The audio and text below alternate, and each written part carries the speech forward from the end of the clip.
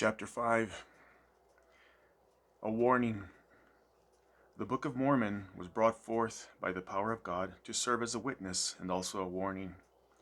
The primary purpose of its authors, according to Moroni's title page, is to show unto the remnant of the house of Israel what great things the Lord hath done for their fathers, and that they may know the covenants of the Lord, that they are not cast off forever, and also to the convincing of the Jew and Gentile that Jesus is the Christ, the eternal God, manifesting himself unto all nations.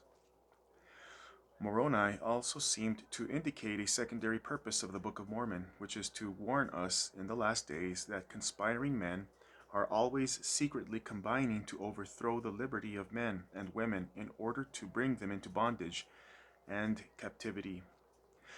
Such was often the case throughout the millennial span of the Book of Mormon. Its authors hoped that we today would learn from their mistakes and be wiser than they were. As the final author of the writings contained in the Book of Mormon, Moroni was also the last surviving Nephite faithful to God, who suffered the ruins of war by his apostate and dissident extended family, the Lamanites. After his father Mormon had died in their final great battle, Moroni was left alone to finish his father's work of abridging the record, adding his own words. Behold, I speak unto you as though I spake from the dead, for I know that ye shall have my words. Condemn me not because of mine imperfection, neither my father because of his imperfection, neither them who have written before him, but rather give thanks unto God that he hath made manifest unto you our imperfections, that ye may learn to be more wise than we have been. In George Orwell's book, 1984, the proletarian, a Marxist term, was the working class of Oceania. They were a barely educated people who provided the vast majority of labor. They were no better than animals to ink socks, a syllabic abbreviation of English socialism, upper crust party members. In the Matrix movie, the people who lived inside the Matrix world were kept alive, although permanently asleep in a dream world throughout their lifespans by machines of artificial intelligence to function as nothing more than batteries used for powering the system. These fictional dystopian civilizations are typically born from and through the decadence and slothfulness of their people and their failure to prevent despotic men from overthrowing their liberty. In the Book of Mormon, one such despot was Amalickiah. But before his role in the historical context of the Book of Mormon is covered, the stage must be set. In the Book of Mosiah, in the Book of Mormon, there was a king by the name of Mosiah who had 4 sons who had dissented from their faith and had led away the hearts of many Nephites to rebel against God. After having been visited by an angel of God and chastened with power, they sought diligently to repair all the damage they had done to the church of their own free will. In their newly converted and penitent condition, they also desired to visit their enemies, the Lamanites, who had long since separated from the Nephites at the foundation of their civilizations.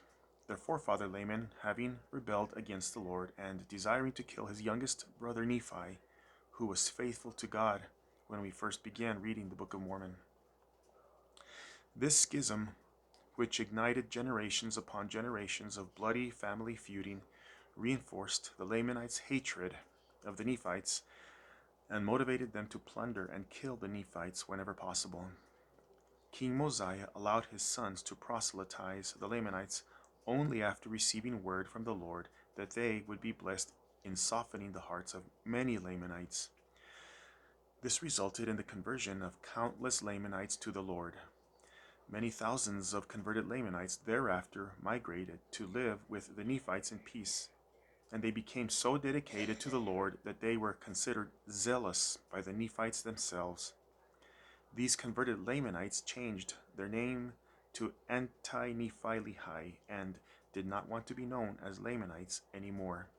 They also made a covenant with God that they would never again shed the blood of another person, and as a token of their oaths, they buried their weapons deep in the earth.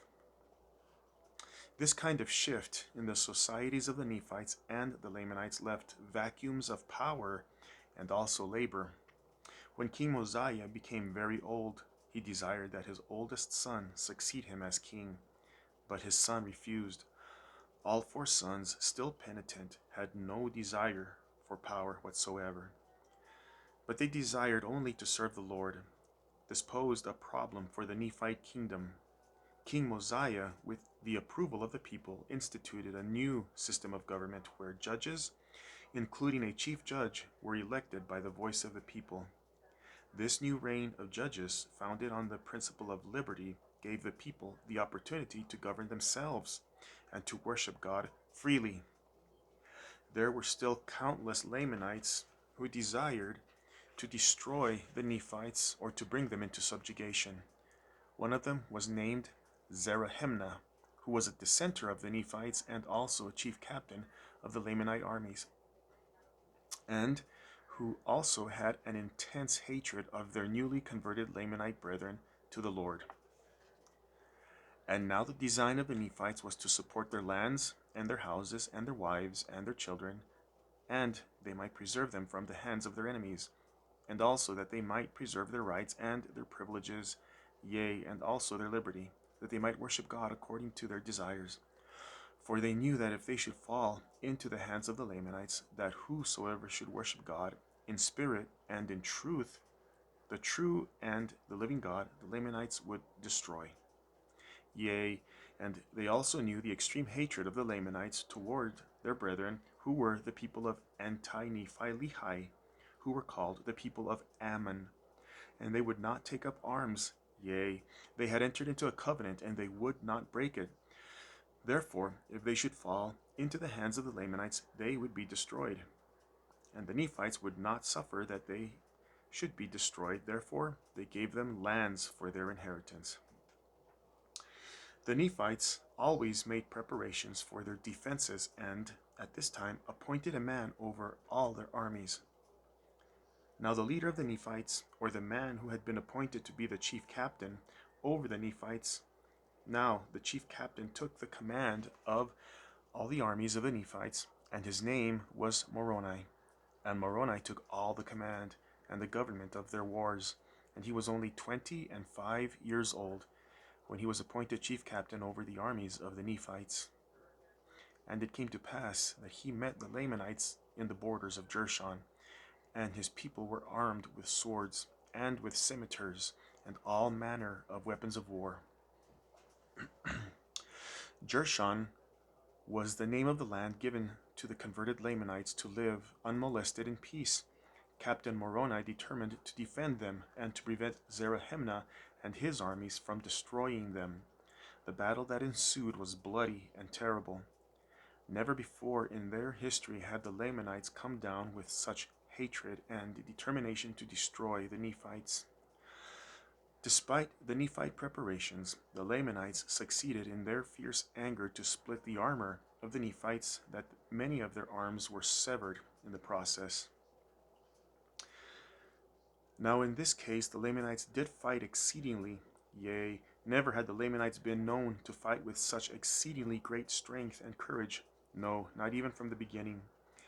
And they were inspired by the Zoramites and the Amalekites, who were their chief captains and leaders, and by Zerahemnah, who was their chief captain, or their chief leader and commander. Yea, they did fight like dragons, and many of the Nephites were slain by their hands. Yea, for they did smite in two many of their head plates, and they did pierce many of their breastplates, and they did smite off many of their arms. And thus the Lamanites did smite in their fierce anger. Nevertheless, the Nephites were inspired by a better cause, for they were not fighting for monarchy nor power, but they were fighting for their homes and their liberties, and their wives, and their children, and their all, yea, for their rights of worship in the church.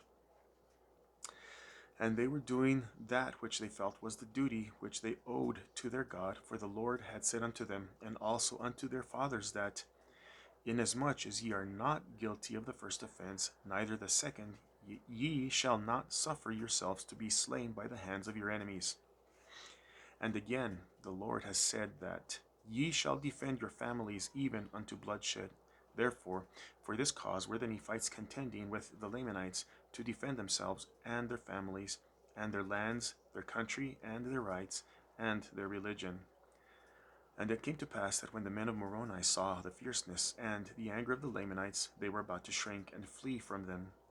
And Moroni, perceiving their intent, sent forth and inspired their hearts with these thoughts, yea, the thoughts of their lands, their liberty, yea, their freedom from bondage. And it came to pass that they turned upon the Lamanites, and they cried with one voice unto the Lord their God for their liberty and their freedom from bondage. And they began to stand against the Lamanites with power. And in that selfsame hour that they cried unto the Lord for their freedom, the Lamanites began to flee before them, and they fled even to the waters of Sidon. Now the Lamanites were more numerous, yea, by more than double the number of the Nephites. Nevertheless, they were driven insomuch that they were gathered together in one body in the valley upon the bank by the river Sidon. Therefore the armies of Moroni encircled them about, yea, even on both sides of the river, for behold, on the east were the men of Lehi. Therefore, when Zarahemnah saw the men of Lehi on the east of the river Sidon, and the armies of Moroni on the west of the river Sidon, that they were encircled about by the Nephites, they were struck with terror. Now Moroni, when he saw their terror, commanded his men that they should stop shedding their blood. Captain Moroni then offered Zarahemnah a chance to lay down his weapons, leave in peace, and that if he made an oath never to come again to war, he would spare him and the Lamanites. Zarahemnah refused his offer until after the fighting resumed, and he was about to be destroyed.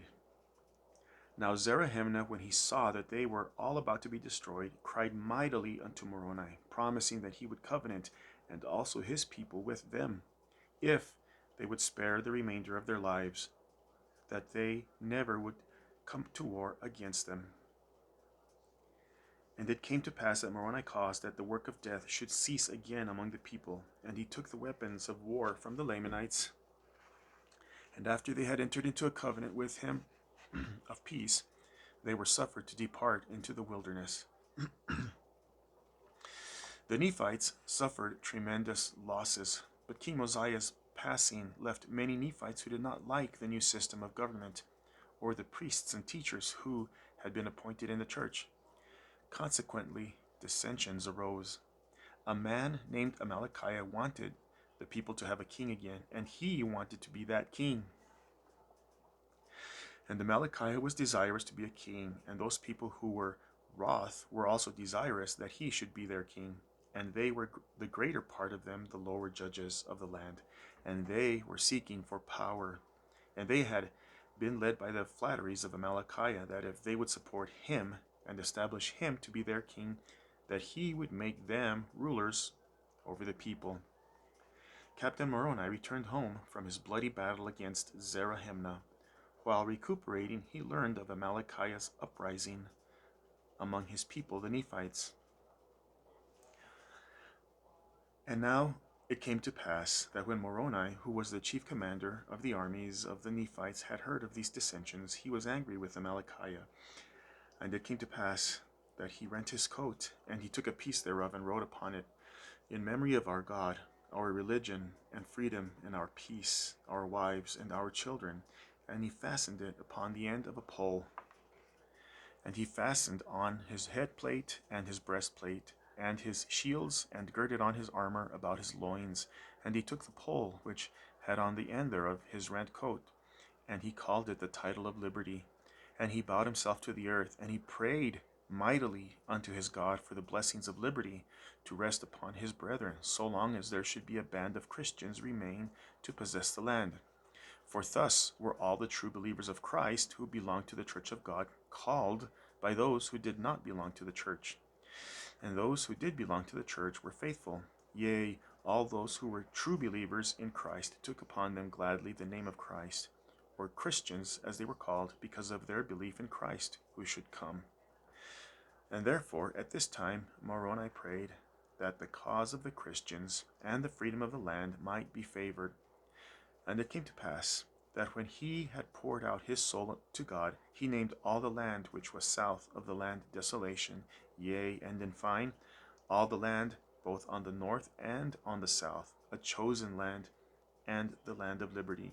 And he said, Surely God shall not suffer that we, who are despised because we take upon us the name of Christ, shall be trodden down and destroyed until we bring it upon us by our transgressions. With his new title of liberty, a great number of people came running together to rally around Captain Moroni in support of their newly established government and to prevent Amalickiah and his supporters from succeeding with their coup. When Amalickiah saw that the people who rallied around Captain Moroni exceeded the number of his fellow dissenters, he immediately took his armies and headed into the wilderness to join the Lamanites to incite them to war against the Nephites. Captain Moroni and his men pursued Amalickiah and his men and managed to capture them except for a small number who had escaped. Captain Moroni then returned to his capital city of Zarahemla with the captured men and made the same offer to them that he had previously offered Zarahemna and his Lamanite army, but only a few rejected his offer to enter into a covenant of freedom. And it came to pass that whomsoever of the Amalickiahites that would not enter into a covenant to support the cause of freedom, that they might maintain a free government, he caused to be put to death, and there were but few who denied the covenant of freedom.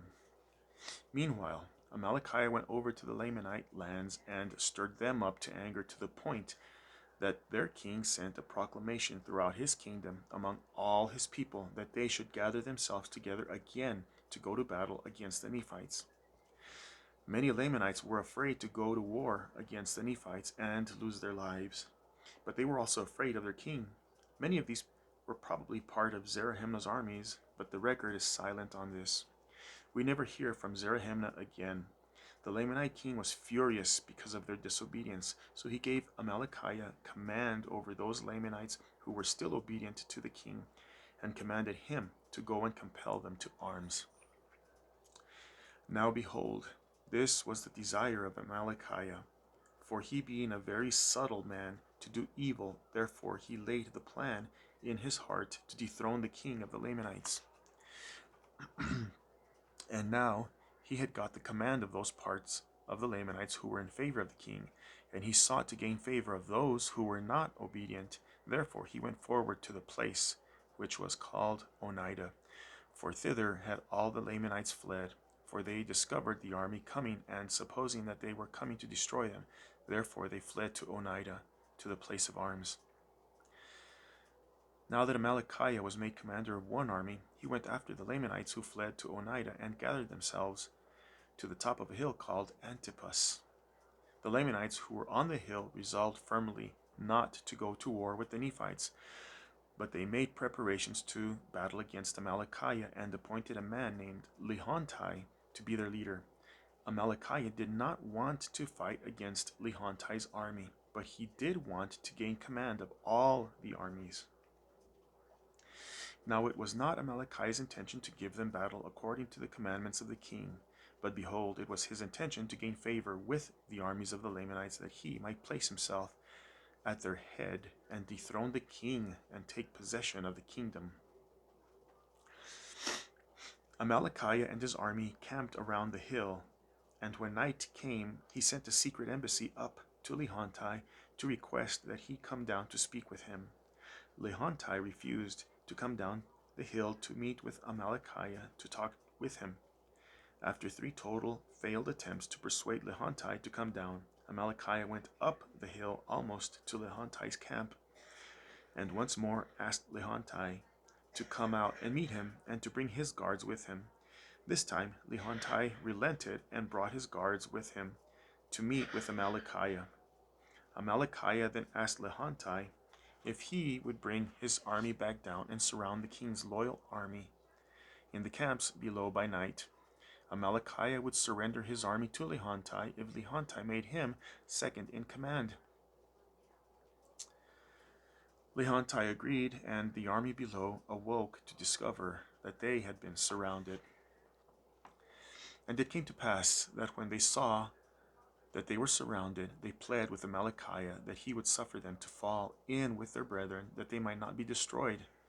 Now this was the very thing which Amalickiah desired, and it came to pass that he delivered his men contrary to the commands of the king.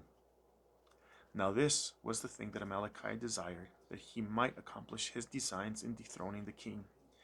Now it was the custom among the Lamanites, if their chief leader was killed, to appoint the second leader to be their chief leader. And it came to pass that Amalickiah caused that one of his servants should administer poison by degrees to Lehonti, that he died. Now when Lehonti was dead, the Lamanites appointed Amalickiah to be their leader and their chief commander. With Lehonti out of the way, Amalickiah took his armies and marched back to the Lamanite king, who went out to greet them, supposing that Amalickiah had gathered up an extraordinary army to go to battle against the Nephites. But behold, as the king came out to meet him, Amalickiah caused that his servants should go forth to meet the king. And they went and bowed themselves before the king, as if to reverence him because of his greatness. And it came to pass that the king put forth his hand to raise them, as was the custom with the Lamanites, as a token of peace, which custom they had taken from the Nephites. And it came to pass that when he had raised the first from the ground, behold, he stabbed the king to the heart, and he fell to the earth. Now the servants of the king fled, and the servants of Amalickiah raised a cry, saying, Behold, the servants of the king have stabbed him to the heart, and he has fallen, and they have fled. Behold, come and see. And it came to pass that Amalickiah commanded that his armies should march forth and see what had happened to the king. And when they had come to the spot and found the king lying in his gore, Amalickiah pretended to be wroth and said, Whosoever loved the king, let him go forth and pursue his servants, that they may be slain. And it came to pass that all they who loved the king, when they heard these words, came forth and pursued after the servants of the king. The servants who Amalickiah had framed escaped and fled to Zarahemla, the Nephite city, and thereafter dwelt in peace with the converted Lamanites in Jershon. The queen of the Lamanites, upon hearing of her husband's assassination, asked Amalickiah to spare the people of her city, and asked him to inform her of how her husband died. Amalickiah then took his servant who killed the king and all who were with them, and lied, testifying that the king's servants killed him and then fled. And it came to pass that Amalickiah sought the favor of the queen, and took her unto him to wife. And thus, by his fraud, and by the assistance of his cunning servants, he obtained the kingdom. Yea, he was acknowledged king throughout all the land, among all the people of the Lamanites, who were composed of the Lamanites, and the Lemuelites, and the Ishmaelites, and all the dissenters of the Nephites, from the reign of Nephi down to the present time.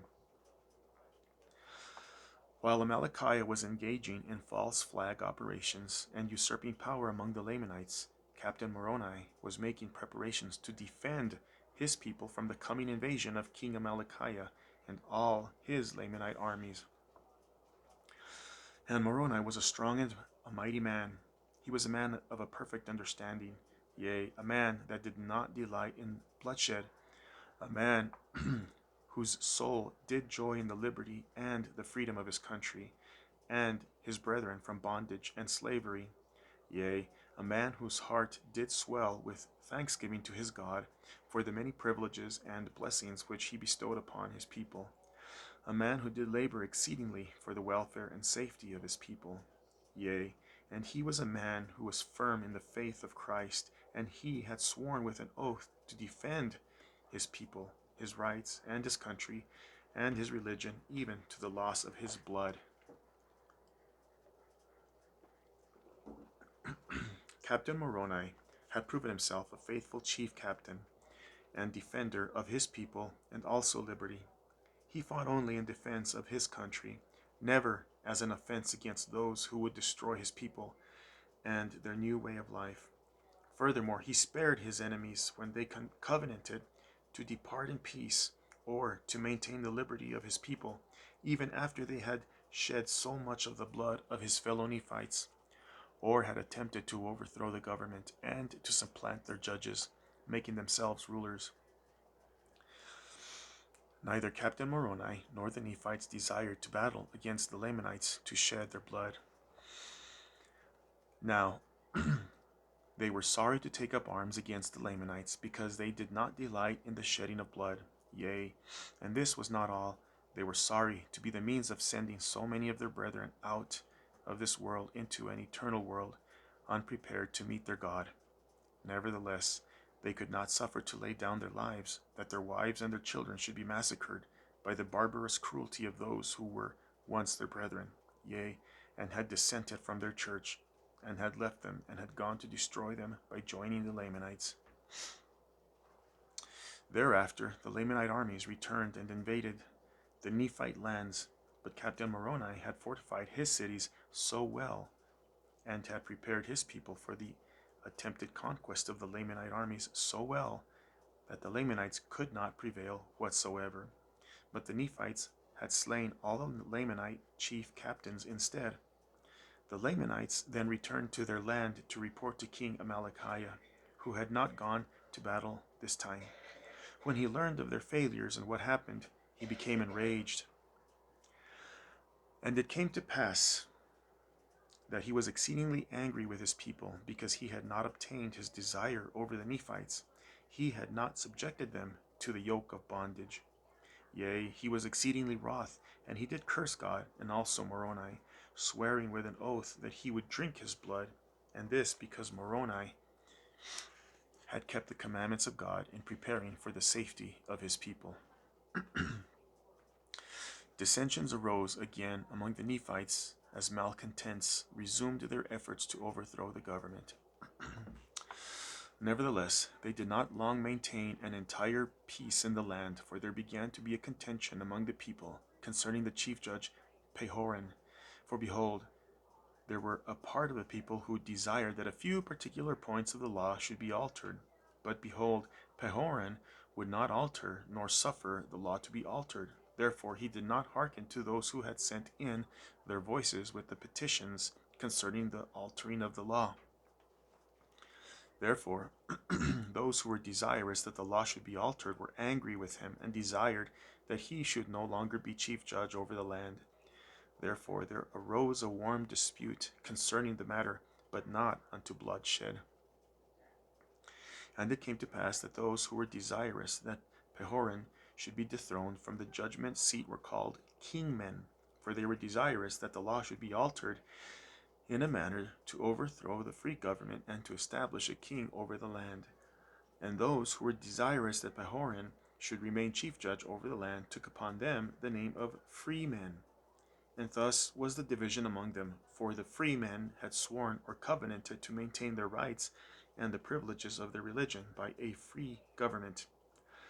And it came to pass that this matter of their contention was settled by the voice of the people. And it came to pass that the voice of the people came in favor of the free men.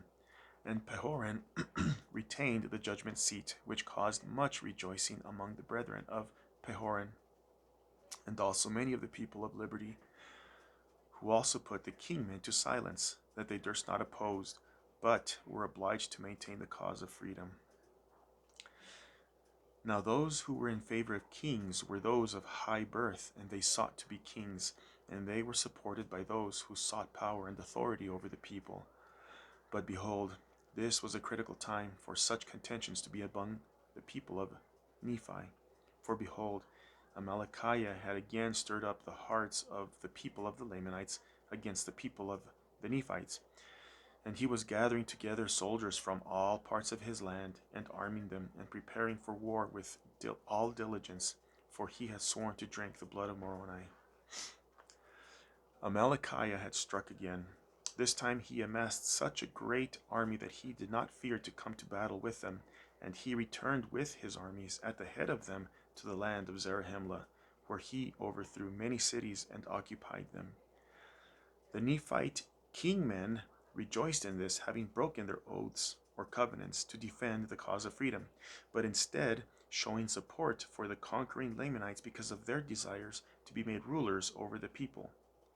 Captain Moroni, having been thwarted by the kingmen at home, sought the voice of the people to pull down the kingmen because of their pride and nobility, and to level them down to the earth. The voice of the people granted Captain Moroni to do so, and he took his army to give battle to the kingmen, who raised their weapons against Captain Moroni and his men, but were defeated and cut down instead. The leaders of the kingmen had survived but were cast into prison for lack of time to conduct a trial in the time of war. Because of the lack of unity among the Nephites, Amalickiah was able to take possession of many Nephite cities. After many bloody campaigns against the Lamanite armies, one of which resulted in Amalickiah's death, and after Amalickiah's brother Amoron succeeded him as king of the Lamanites, support from the Nephites to Captain Moroni and his armies waned. After an exchange of epistles with Chief Judge Pehoran, Captain Moroni learned that an insurgence of numerous kingmen overthrew Pehoran and drove him and many other Nephites from Zarahemla and installed their own king by the name of Pachus. Pachus then sent an epistle to King Amoron, informing him of his joining with him in an alliance in which he, Pachus, would maintain the city of Zarahemla in support of Amoron's efforts to overthrow the remainder of the Nephite cities. Captain Moroni then withdrew from the war with a number of his men and returned to retake Zarahemla. A battle ensued in which the kingmen were defeated and Pachus was killed. Pehoran was restored to his seat as chief judge, and the remaining kingmen were imprisoned and executed according to the law. Captain Moroni then returned to battle against the Lamanites, retook Nephite cities, and defeated Amoron's armies, slaying Amoron in the process. The Nephites succeeded in driving the remainder of the Lamanites from Nephite lands and began the process of refortifying their cities. Peace was finally re-established. Captain Moroni returned to his house, yielding up his armies to his son Moronihah, and resigned his commission as their chief captain so that he might spend the rest of his days in peace. There are so many remarkable events in this great decade-long war that could not be mentioned here, as they are outside the scope of this subject matter. Please read Alma chapters 45 through 62 for the detailed account of the dissensions, wars, and miracles that were recorded in the Book of Mormon. It is imperative to understand that by studying the wars recorded in the Book of Mormon, we can learn to understand the subtle methods used by men who seek to gain power in local, state, and national governments today. And thus Amalickiah by his fraud gained the hearts of his people. Alma 47:30. We can also learn how the Lord defends and protects his people, though they may be a tiny minority outnumbered by vast armies of enemies.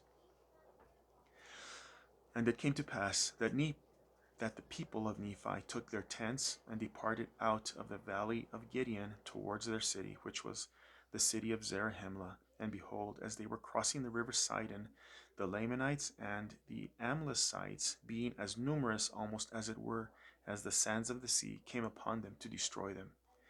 Nevertheless, the Nephites, being strengthened by the hand of the Lord, having prayed mightily to him that he would deliver them out of the hands of their enemies, therefore the Lord did hear their cries and did strengthen them, and the Lamanites and the Amlicites did fall before them.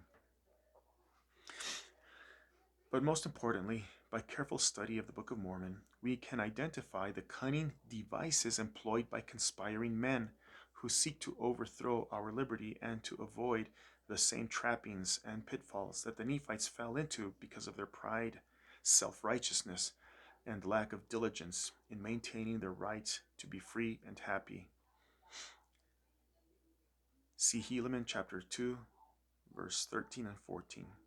We must take their stories as a warning to try to prevent the same things from happening to us in America today. We might even be able to avoid our own destruction as a nation.